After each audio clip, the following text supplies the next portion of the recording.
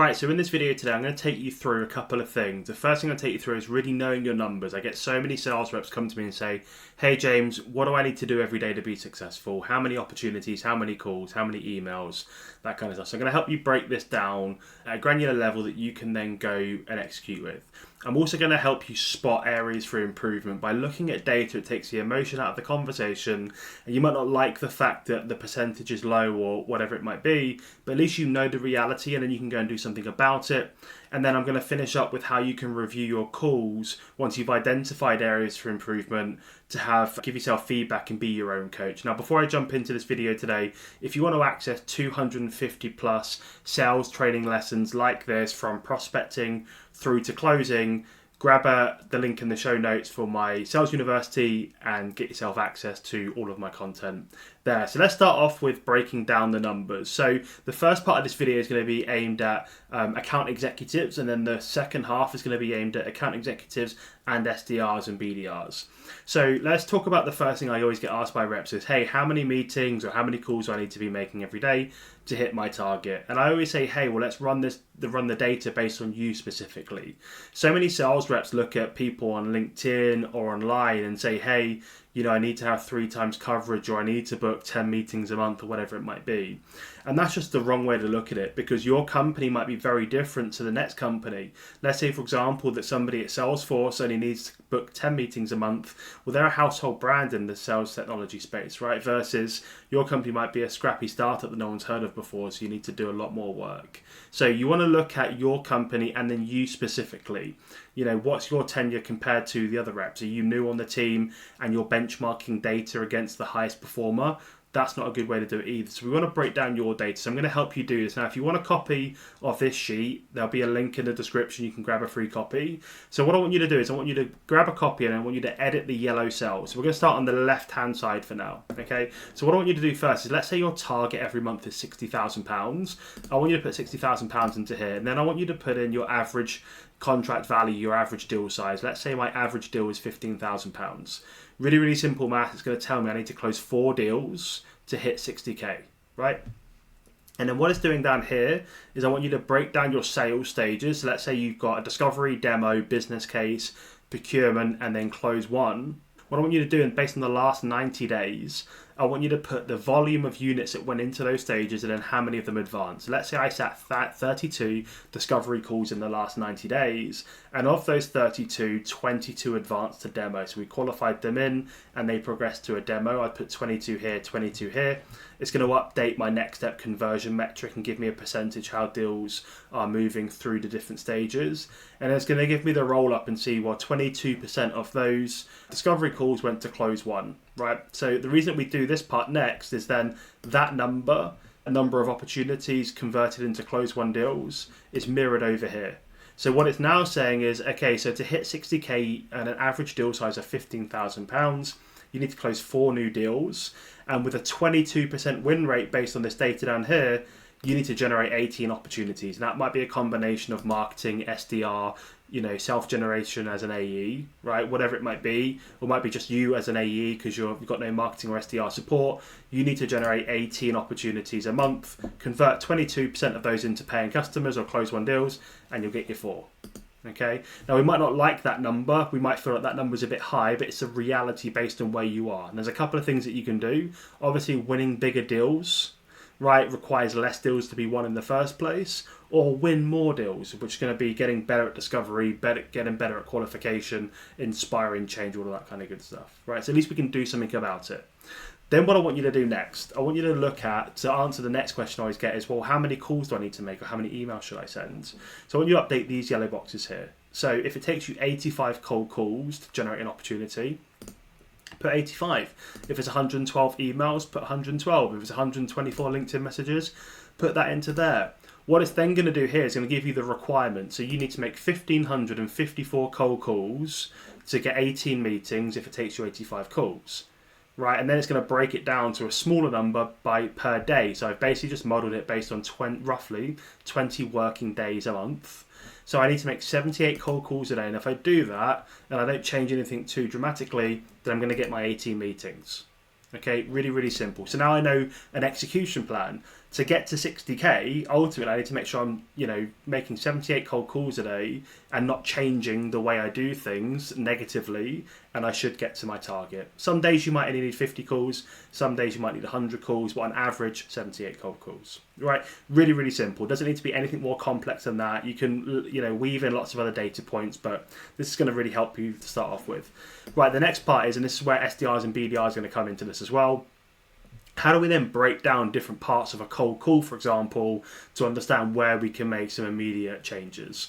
So over on this side here, what I want you to do is I want you to update these yellow cells based on your calls in the last 30 days. Okay, so let's say, for example, you've made 608 cold calls in the last 30 days. Well, straight away, I don't need to teach you how to get better at cold calling in terms of what to say on the phone.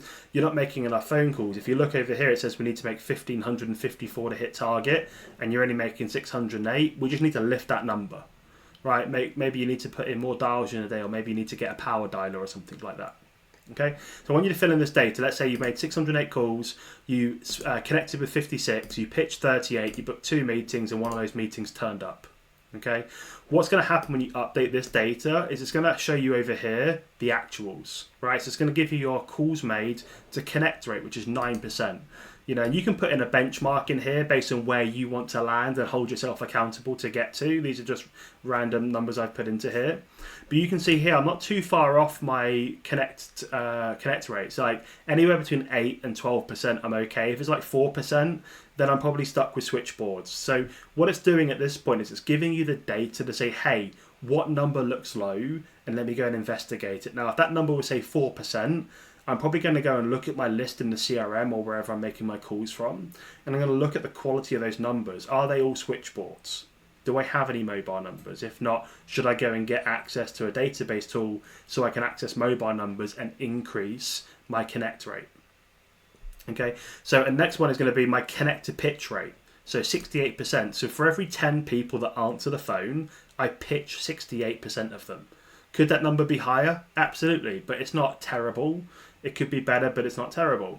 So I'm not going to worry too much about that right now. The two that I am a little bit nervous about, that I want to do something about if I'm a rep, is the next two. So my pitch to meeting booked rate is 5%.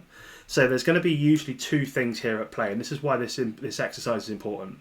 So the first thing that's going to be at play here is I'm either phoning the wrong people, i.e. I'm pitching them, they're saying, hey, you should be speaking to marketing, I work in IT.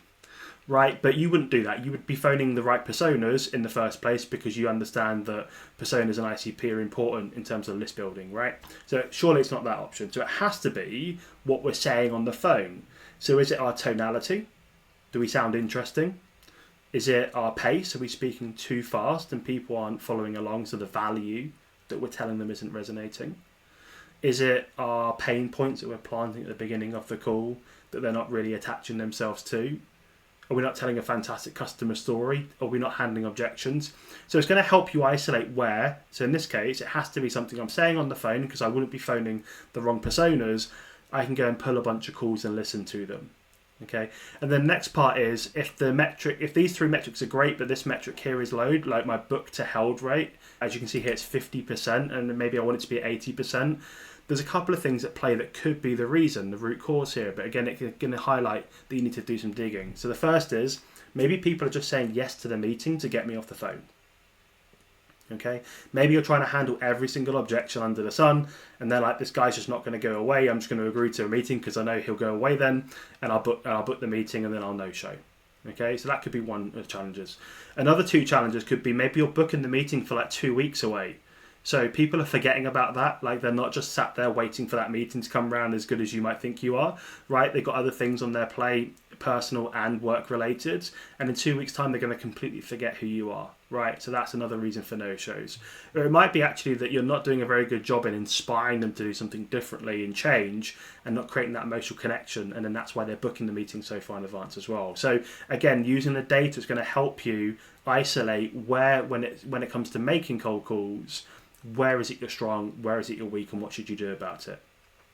Now what I'm going to do, I want to shift gears into how you can start to review your calls, because most organisations don't like super prioritise coaching, training, that kind of stuff, and it happens, okay? But there's no reason to say that you can't do it yourself. So I'm going to give you a really simple framework here. So let me jump into this call review tab. So I came across this 3x3 model years ago. I didn't invent it, and it really, really resonated with me when I was a seller, and then when I became a VP of sales, used it with my teams, and it was great. So what I want you to do is I want you to write in the company name, the persona, and a link to the call recording, right? So you can reference back to this. And then what I want you to do is I want you to write down 3 things that went really, really well on that call, 3 things that didn't go so well, like things you want to do differently next time, and then 1 action you're going to take to improve. And I want you to run this exercise once a week across several calls, maybe on a Friday afternoon when it's a little bit quiet. Okay, now you can do this with cold calls, you can do it with discovery calls, demos, business case meetings, whatever it might be. But if we're talking about prospecting here, we're going to be doing this on cold calls. Okay, now if you need any coaching when it comes to getting better at calls, feel free to reach out to me. I've coached over 150, 200 sales reps in the last 6 months, so I might be able to help you out. But what you want to do with this exercise is now is write down here. So as you're listening back to the cold call, the discovery call, the demo, I want you to write down 3 things that went really well. Like maybe my tone was really good. Maybe my pace was great. Maybe I told a fantastic customer story, or maybe I was really curious about something that they was talking about. But maybe one of the things that I was listening back to that I didn't go so well, or I'd want to do differently, is maybe I was speaking over the prospect, or maybe I didn't sound very confident when I asked for the meeting, or maybe I didn't handle the objection very well. And then what I'm going to do is out of those 3 things, I'm going to pick one that can have the biggest improvement in my next cold call.